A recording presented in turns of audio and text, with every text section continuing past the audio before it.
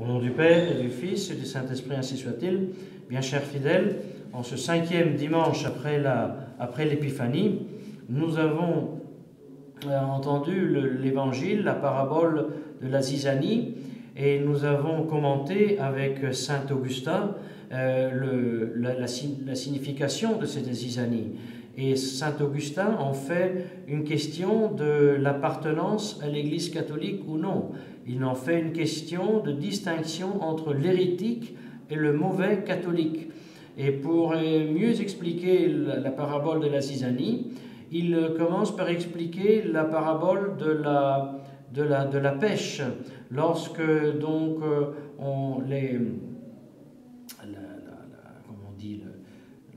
le réseau des poissons est tiré sur la plage, dans ce conteneur, que maintenant le nom m'échappe, comment s'appelle le conteneur des poissons, il y a des poissons bons et des poissons mauvais.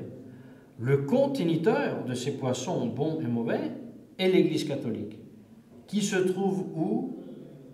Dans le monde, c'est-à-dire représenté dans la parabole dans l'eau, dans la mer. La mer est le monde, le conteneur des poissons c'est l'Église, et les mauvais et les bons poissons sont les membres de l'Église, bons et mauvais qu'ils soient. Appliqué à la parabole de la zizanie, le monde est le champ. Les mauvais catholiques ne sont pas la zizanie. Les mauvais catholiques sont le frument, mais justement le frument séché, la paille. Tandis que la zizanie, qui se manifeste visiblement et clairement comme une autre espèce que le frument, c'est justement l'hérésie. Voilà pourquoi saint Augustin conclut, l'hérésiarque, à la différence du mauvais catholique, n'est pas membre de l'Église. Certains, pour la vie éternelle, à la limite, on peut dire ça ne change pas beaucoup, parce que même le mauvais catholique se condamne à l'enfer, et l'hérésiarque aussi, on pourrait dire, donc ça n'a pas beaucoup d'importance. Ça a beaucoup d'importance, parce qu'il est nécessaire pour le salut d'appartenir à l'Église catholique, de professer la foi catholique et d'appartenir au corps visible de l'Église visible fondée par notre Seigneur Jésus-Christ.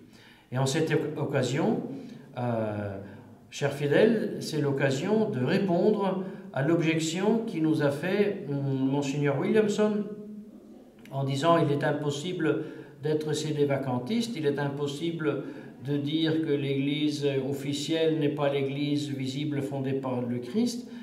Monseigneur Williamson donne un argument, il dit que pour ne plus être membre de l'Église, et donc pour déchoir de la charge de souverain pasteur de Pontifex Romanus de la papauté, il faudrait qu'un tribunal ecclésiastique condamne, je ne sais pas, par exemple Bergoglio à l'hérésie formelle.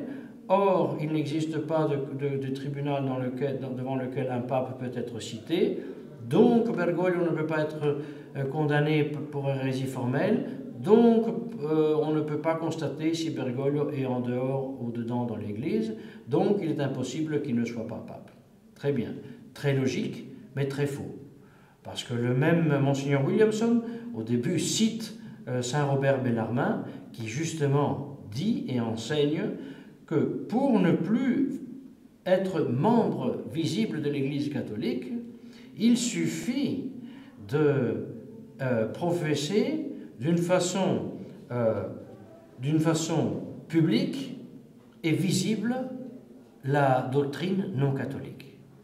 Et Monseigneur Williamson sait très bien, et il l'a même enseigné au séminaire d'Écône, Monseigneur Tissier de Malray l'a enseigné aussi.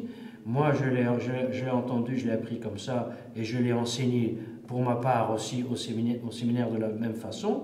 Et j'ai pu rencontrer, prouver et examiner que cette doctrine n'est pas inventée par nous, par la Fraternité Saint-Pédis, mais c'est la doctrine de l'Église qui se retrouve dans les manuels de théologie d'Église. C'est que même celui qui, en bonne foi, professe publiquement une foi autre que celle catholique, par exemple l'enfant protestant, qui peut-être ne sait même pas que l'Église catholique existe, ou qui en bonne foi la nie en croyant que c'est une invention des papes médiévaux, eh bien, quand même, cette façon d'hérésie qu'on appelle justement matérielle, parce qu'il n'y a pas la pleine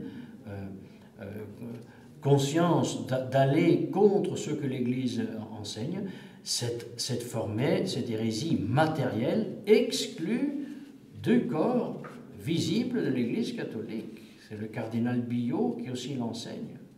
Et Saint Robert Bellarmine l'enseigne. Et Monseigneur Williamson devrait bien savoir que ça vaut aussi pour le pape. Et il y a un professeur de théologie actuellement enseignant à la faculté de théologie de Bonn, le docteur Klaus Obenauer, très ami de la fraternité Saint-Pédis, qui lui donne la réponse dans une conférence qu'il a faite le 15 août 2013, dans lequel il dit très clairement qu'on est hérétique lorsque on ne fait pas sien la foi que l'Église propose comme norme de croire. Et on est hérétique quand on fait ceci de façon aussi manifeste. Et il ajoute, peu importe qu'avec soi on soit hérétique formel ou hérétique matériel. Ce qui compte est la manifestation extérieure de cette non-adhérence à la norme que l'Église propose, et ceci a comme conséquence, enseigne toujours ce professeur Klaus Obenauer, qu'on est exclu de la communion de l'Église, du corps mystique de l'Église, et il ajoute tout simplement ce qui signifie pour un pape qu'il perd automatiquement sa charge de pape, il perd la papauté, et il devient un papa héréticus qui justement n'est pas pape, n'est plus pape. Mais ceci justement n'est pas une invention du docteur Klaus Obenauer, ce n'est pas une invention de l'abbé Florian Abramovitch, ni moins de Monseigneur Tissier de Malray, ni moins de ce qu'enseignait une fois Monseigneur Williamson, encore moins de ce qu'enseigne le Saint Robert Bellarmine, Saint Cyprien, ce que enseigne le droit canon. Non, c'est simplement la doctrine de l'Église à ce sujet. Et donc nous ne comprenons pas pourquoi Monseigneur Williamson ne veut pas reconnaître ces simples vérités.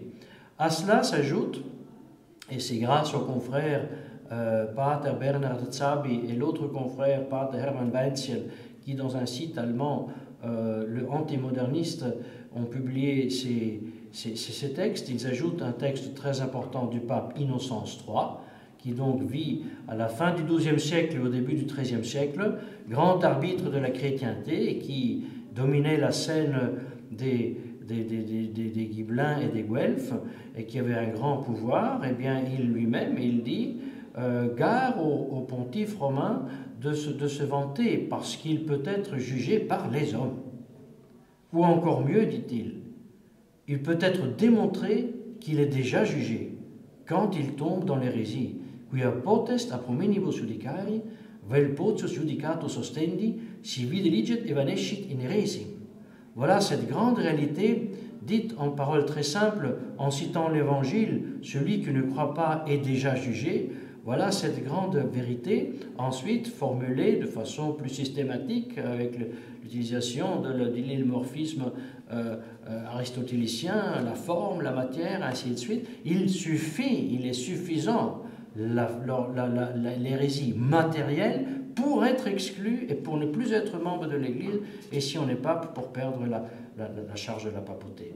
Que ça soit clair, je vais inviter cordialement, avec soumission, mais cordialement, avec insistance, Monseigneur Williamson à refléter sur ces arguments et à rétracter cette fausse information qu'il a donnée dans les oppositions, dans les arguments contre le sédévacantisme. Que la Sainte Vierge Marie donc nous maintienne dans la charité envers la vérité, pour la gloire de Dieu et le salut de notre âme, au nom du Père et du Fils et du Saint-Esprit, ainsi soit-il.